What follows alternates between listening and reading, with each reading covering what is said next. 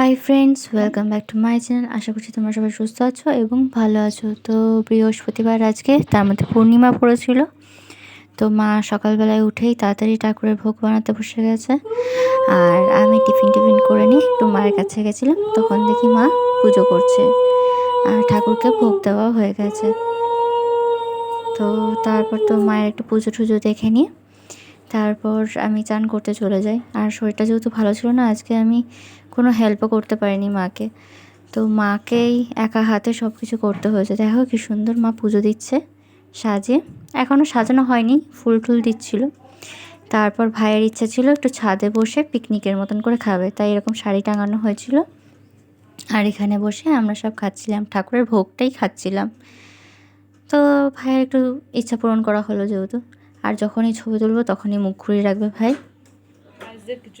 তারপর তো আমরা এখানে খাওয়া দাওয়া করছিলাম। বোনকেও ডেকে নিয়েছি যে চল আমাদের সাথে আজকে ছাদে বসে পিকনিক করবি। আর এই যে আমি। তো যাই হোক, আজকের ভিডিও এইটুকুই। দেখা হচ্ছে নেক্সট ব্লগে। Bye bye.